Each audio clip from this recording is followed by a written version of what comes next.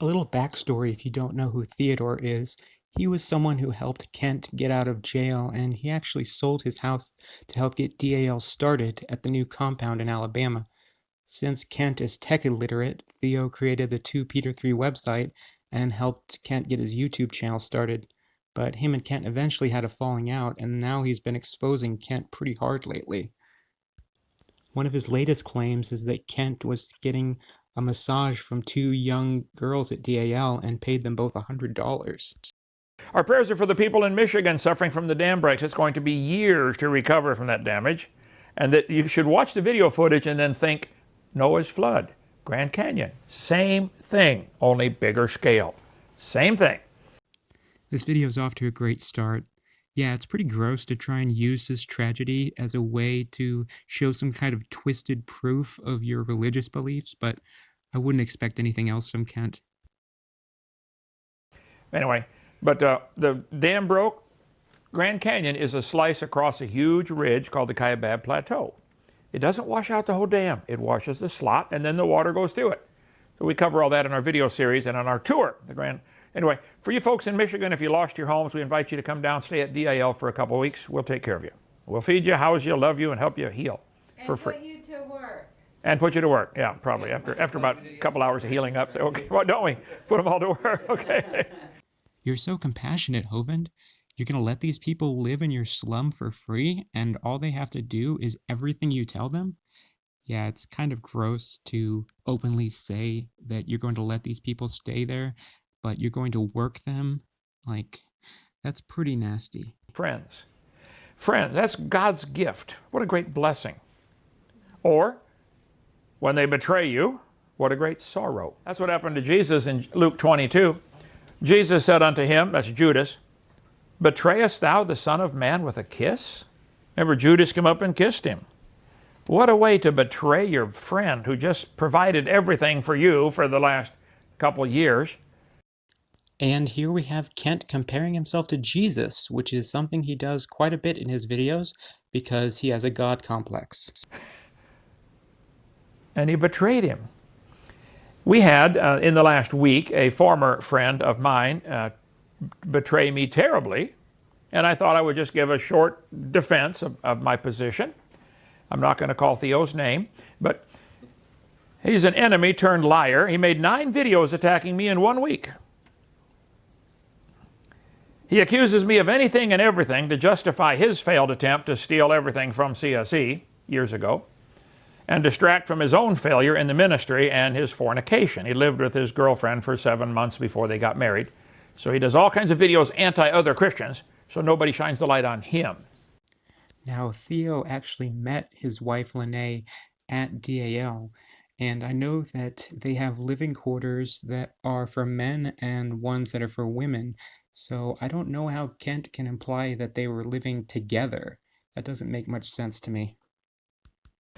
Well, the Bible says in Proverbs 26, answer not a fool according to his folly, lest thou be like him. And the next verse says, answer a fool according to his folly, lest he be wise. It looks like we get to choose, should I answer or not answer? When I first got out, he was a great help to me getting started again in the ministry when I got out of prison. He owned a company that could handle finances, however that works, and we had a Stripe account. So anybody bought our videos, the money went to the Stripe account if they used a credit card, and then he would give the money, that company would get the money to CSE. Ernie Land, our trustee, we took in about $10,000 a month, which for a ministry this size is nothing, you know, with this many people and bills. And Ernie Land handled all that stuff. I don't even know what a Stripe account is, okay? This man we're talking about never did turn over the account. Or he never gave an accounting of where the last 2 months' money went. So I would say, I think most people would consider that theft of ministry finances. Let's see. Phone, recent, Ernie. Okay, I have a couple of comments to make here. Number 1, if Theo was not on the board of trustees like Ernie Land, why did he have so much control over the finances? Why use a Stripe account that Theo controlled? Why not just have Kent make his own? Number 2, Theo claims that the service used was not Stripe but rather PayPal. To me, this makes more sense as PayPal is more commonly used in online business, whereas Stripe is like a Cash App used to just send money back and forth between individuals. Number 3, I don't understand how there was a Stripe account, but also this shadowy other business involved. If people were buying materials from the CSE online store, then that money should go directly onto the Stripe account. I don't see how this other business would have any other involvement. And number 4, it seems like Kent is not really giving us all the facts here, which matches up with his behavior normally. The abominable murderers, whoremongers, sorcerers, idolaters, and all liars shall have their part in the lake which burneth with fire and brimstone. Fair warning, Theo. Okay. Fair warning about what, Kent? You say that as long as someone believes that Jesus is God and he died to save them, they're guaranteed to go to heaven and they can never lose their salvation. What an empty threat. All that hate me whisper together against me. You ever had anybody do that about you? Whisper about you and say bad things about you? Well, Kent, maybe if you didn't constantly call people stupid, then they wouldn't say mean things about you. Sounds to me like you can dish it out, but you can't take it. Theodore made 2 videos that it's been confirmed. Hovind gets a massage while he's naked. And pays her $100 an hour. And pays her $100 an hour. Julie, you are the one who does this, and Julia has done several. I broke my back, I broke my neck in 3 places. I'm in constant back pain. I am right now. You see me on my YouTubes. I'm constantly squirming and trying to readjust and get some comfort. And so just about every day, I will either sit in the massage chair up here that Jonathan brought, or I will say, Julie, can you come fix my back? Or my wife. My wife is right there. And shorten the story really short, girls. Okay, so Dr. Hovind's back is broken. He has a broken back. Not only that, his back is broken, but he also has a broken shoulder. Cindy has to work on Dr. Hovind's back all day, all through the night. She's tired. Her hands hurt her. It can be a tiring job sometimes. So, of course, I am going to go and help. And I do. And no, Dr. Hovind does not pay me $100 an hour. Jody, I don't know where that's all coming from. Naked. And he's not naked. And it's not a secret. My husband, Nick, knows about it. He doesn't care. He's fine with it. The woman speaking is Julie, and she's married to Nick. Both of them have lived at DAL for quite a long time. Now, I can only speculate in this video, but based on what I've seen, they have a relationship with Mr. Hovind that is kind of strange. I'll insert a clip from an older video to illustrate what I mean. I also just want to point out that apparently chiropractors aren't as effective as Kent claims. Maybe you should take some apricot seeds for that back pain. Julie, come on up here, Julie, if you would. You and your husband, Nick, have been a royal blessing here for, almost a week now? Yes. Okay. You were raised basically without a dad, and so you asked her if I could be your adopted dad. Yes. And so last night, coming out of the movie theater, I'm walking away, and you walked up and held my hand. Yes. Which is fine. Well, somebody told my son, oh, that's awful, your dad holding that young lady's hand or something like that. And so before rumors get started, okay, Nick, you were, 5 feet away when this happened? I actually had He's my right arm around his shoulder. Okay. So, He's right with me. was there anything nefarious going on? No. Okay. No, It's it never has been. never. It's a father-daughter type thing, and Yes. grandpa, or maybe more grandpa, probably. No, and he's- Nick, do you have any? Yes.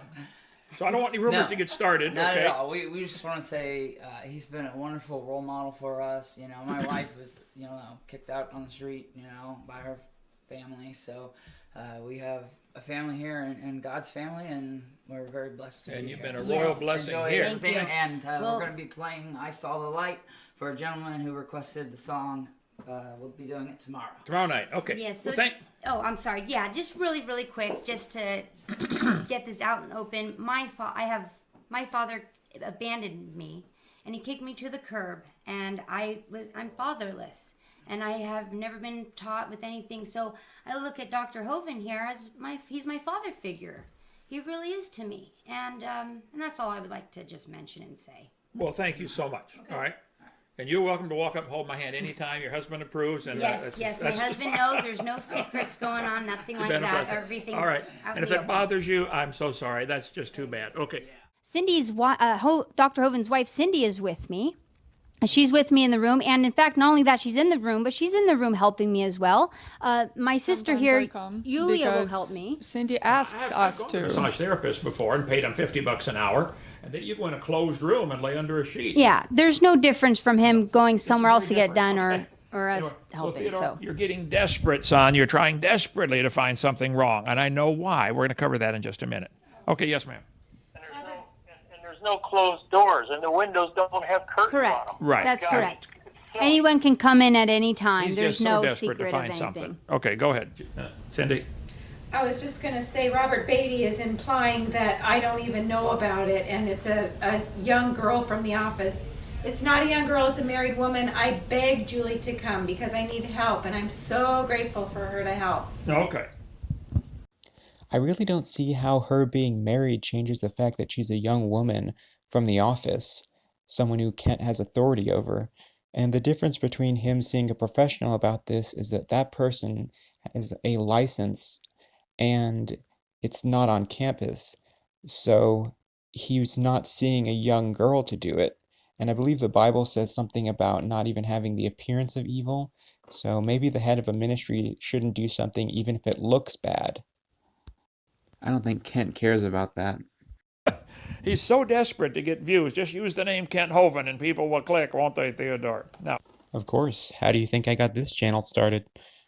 But seriously, this sounds like projection to me because didn't he start his Whackin' Atheist series with a video about the channel It's Okay to Be Smart, which has 3 million subs?